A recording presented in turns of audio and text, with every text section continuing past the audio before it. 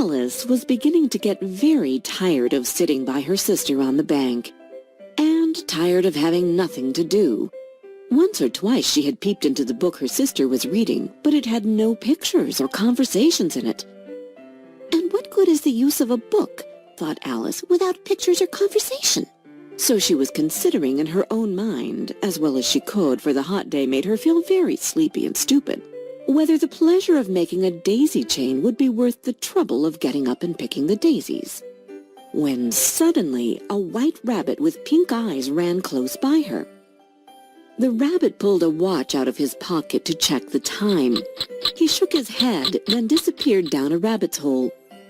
"I must find out why he's in such a hurry," cried Alice. Filled with curiosity, she ran to the rabbit's hole and peeped through the entrance. The hole dropped suddenly, and Alice fell. She fell for a long time, when suddenly she came upon a little three-legged table, all made of solid glass. There was nothing on it except a tiny golden key. When she looked around again, she came upon a low curtain she had not noticed before, and behind it was a little door, about 15 inches high. She tried the little golden key in the lock, and to her great delight, it fit. She opened the door and saw a beautiful garden through it, but she couldn't reach it as she was too big.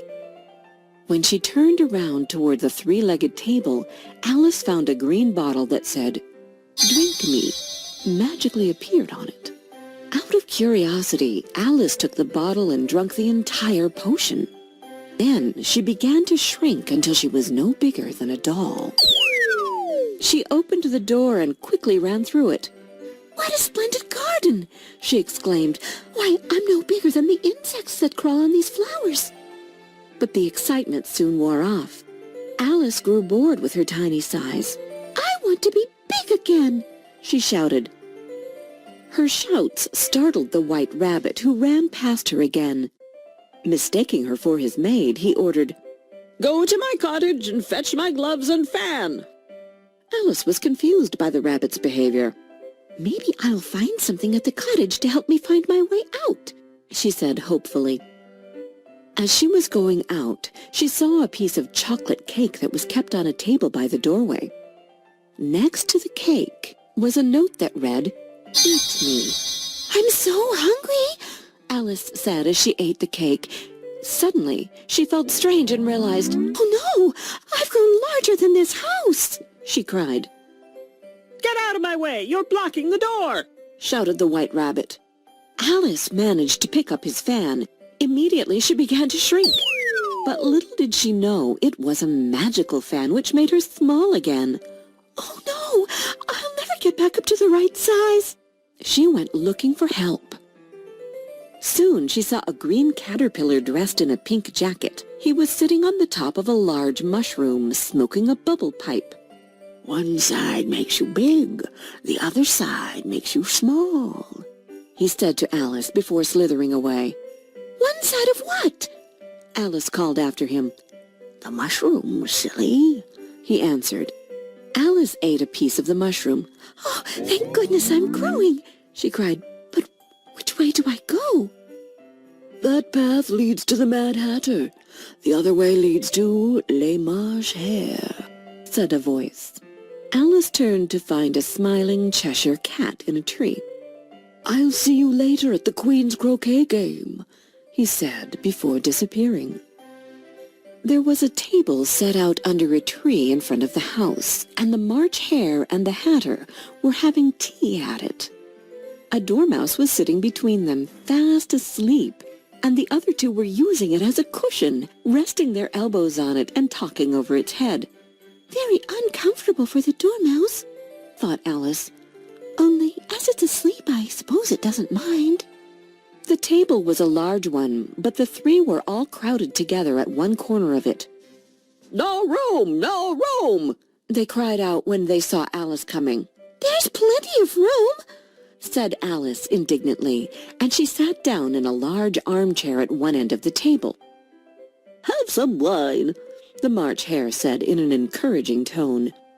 Alice looked all around the table, but there was nothing on it but tea. "I don't see any wine," she remarked. "There isn't any," said the March Hare. "Then it wasn't very civil of you to offer it," said Alice angrily. "It wasn't very civil of you to sit down without being invited," said the March Hare. "I didn't know it was your table," said Alice. "It's laid out for a great many more than 3. "You may stay if you answer my riddle," shouted the Mad Hatter. "Why is a raven like a writing desk?"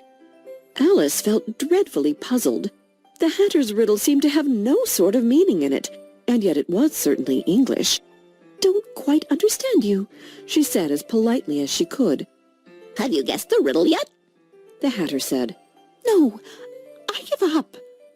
Alice replied, "What's the answer?"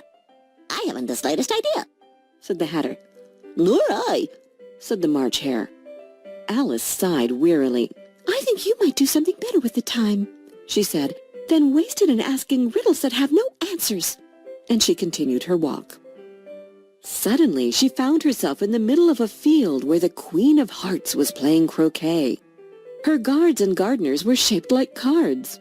One gardener had planted white roses by mistake and then painted them red. "Off with their heads!" shrieked the Queen.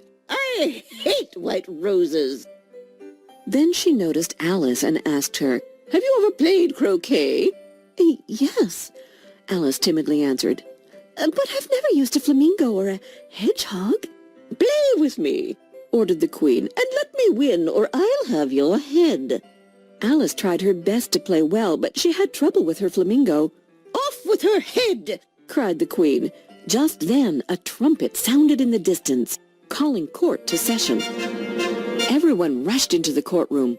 "Court is now in session," announced the White Rabbit. "Will Alice please come to the stand?" Alice took the stand and looked at the jury box, where the March Hare and the Mad Hatter were making noise. The Dormouse slept, and the Cheshire Cat smiled at her. "What's going on?" asked Alice. "You are guilty of stealing the delicious heart-shaped tarts," accused the Queen, "and now you must be punished. Off with her head! Off with her head!" yelled the Queen. "How silly!" replied Alice. "I did not have the slightest idea what you were talking about. I was only playing croquet." Alice felt someone touch her shoulder. "Wake up! You've been sleeping for too long," said her sister softly. "I had a strange dream," said Alice. She told her sister about the White Rabbit, the Mad Tea Party, the Queen of Hearts, and the trial. But her sister wasn't paying attention. "You're reading again," mumbled Alice. As she stretched, Alice saw a little white rabbit with pink eyes scurry behind a tree.